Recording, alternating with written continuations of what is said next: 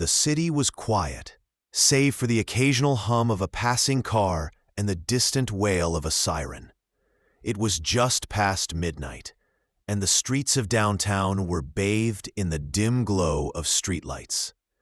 Jalen Carter, a 24-year-old black man, stood on the corner of 5th and Maple, earbuds in, scrolling through his phone as he waited for his Uber. He'd just finished a grueling 8-hour shift at McDonald's, the faint smell of fryer grease still clinging to his navy blue uniform. His feet ached, and his mind wandered to the warm bed waiting for him at home. Jalen bobbed his head slightly to the beat of the hip-hop track pulsing through his earbuds, oblivious to the world around him.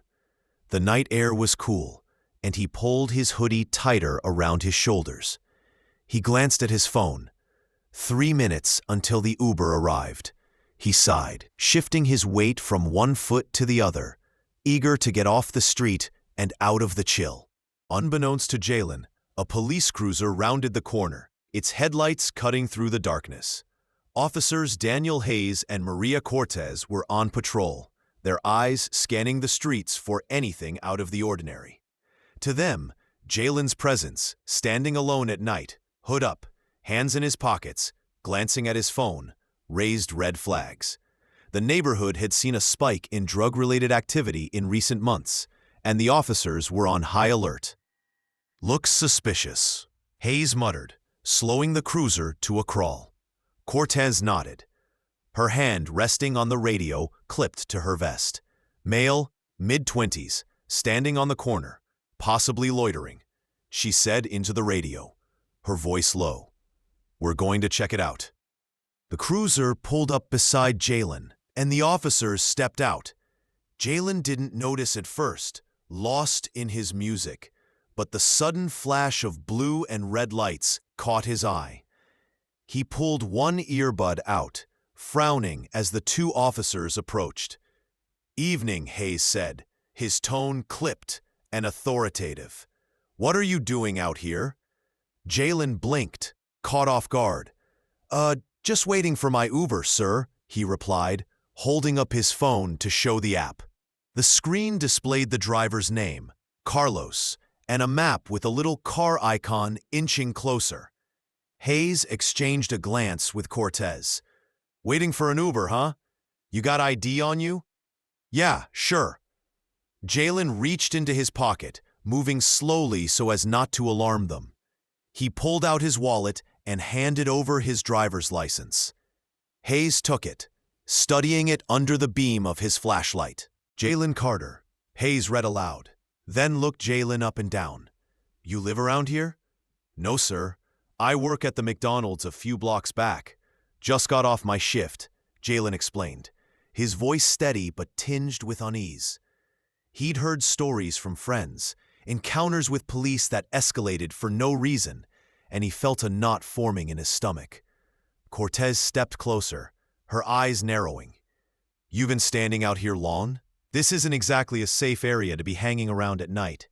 "I've only been here a few minutes," Jalen said, gesturing to his phone again. "My ride's almost here. Look, you can see it on the app." Hayes didn't look at the phone. Instead, he handed the ID back and crossed his arms. "You got anything on you we should know about? Drugs? Weapons?" Jalen's eyes widened. "No, sir, nothing like that. I'm just trying to get home." Cortez tilted her head, her expression skeptical. "Mind if we check? Just a quick pat-down. If everything's clean, you'll be on your way." Jalen hesitated, his heart pounding. He knew he hadn't done anything wrong, but the situation felt like it was spiraling. "I'd rather not, if that's okay. I'm just waiting for my ride. I don't have anything illegal." Hayes's jaw tightened. "Look, kid, you're in a high-crime area, standing on a corner at midnight, looking nervous. We've got reason to believe you might be involved in something. If you've got nothing to hide, you won't mind us checking."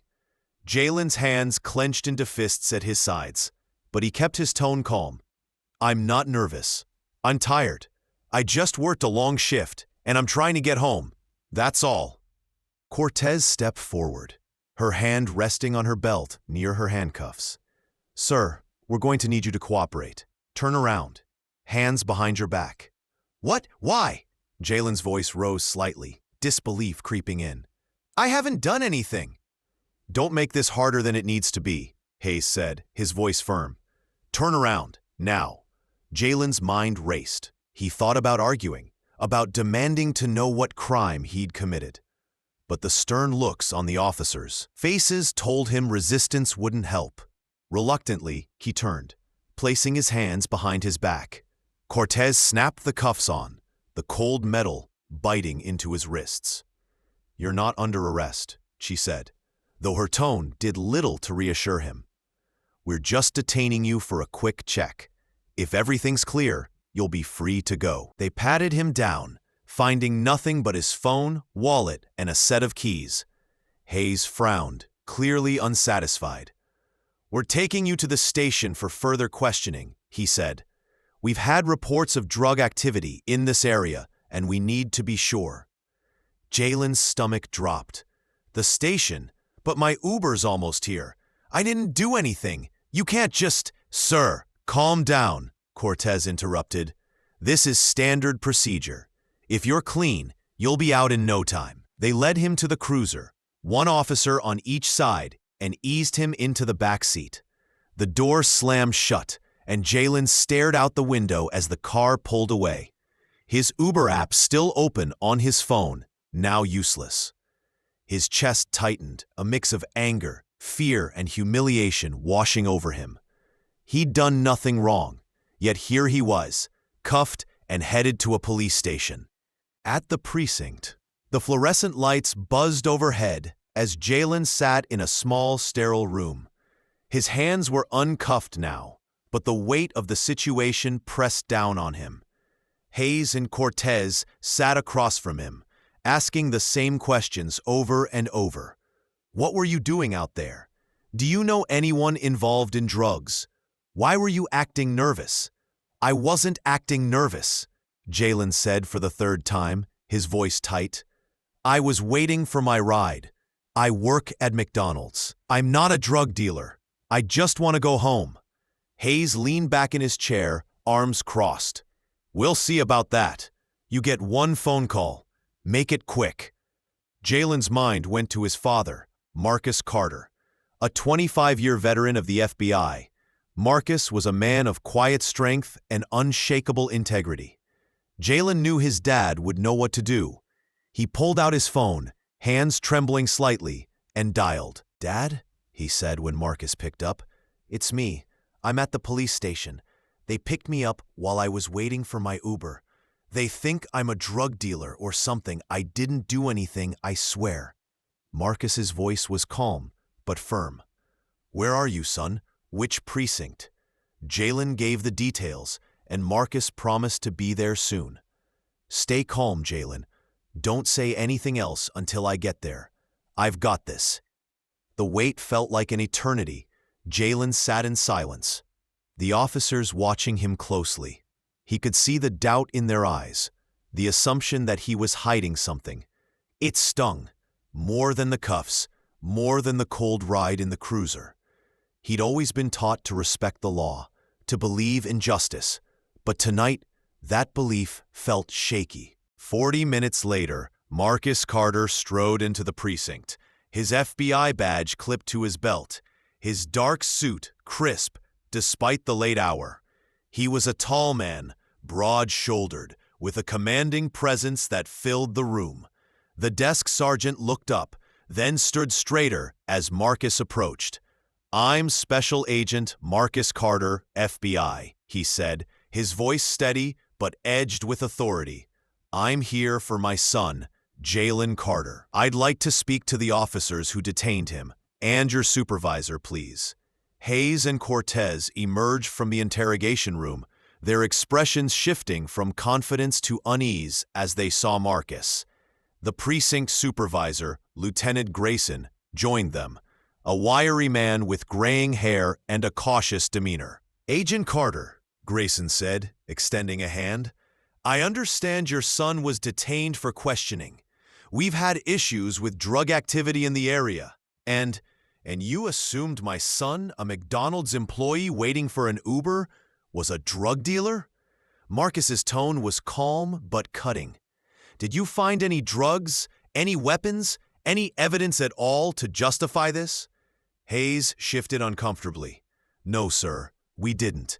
But he was in a high-crime area, acting suspicious. Waiting for a ride is suspicious? Marcus interrupted, his eyes narrowing. Wearing a hoodie and earbuds is suspicious?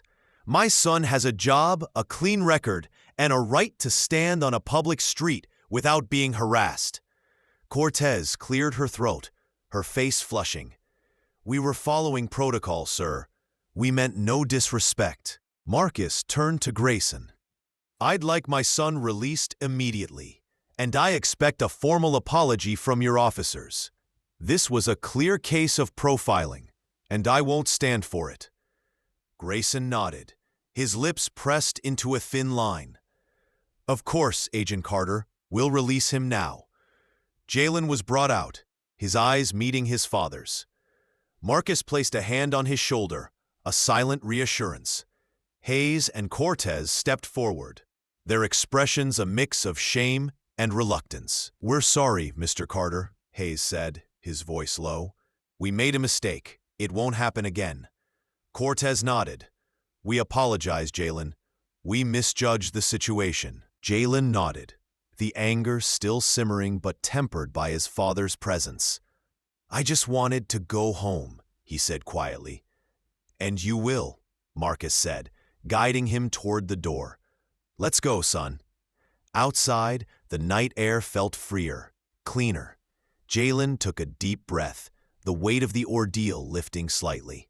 Marcus drove him home, the silence between them comfortable, but heavy with unspoken thoughts.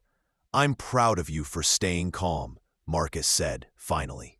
This shouldn't have happened, but it did, and we'll make sure it doesn't happen again. Jalen nodded, staring out the window. Thanks, Dad. I don't get why they assume the worst. Marcus sighed. Some people see what they want to see, not what's there. But we keep pushing forward, keep proving them wrong. You're stronger than this, Jalen. As they pulled into the driveway, Jalen felt a flicker of hope. The night had been a nightmare, but with his father by his side, he knew he could face anything. The officer's apology had been a start, but the real work, changing perceptions, seeking justice, would continue, and Jalen was ready.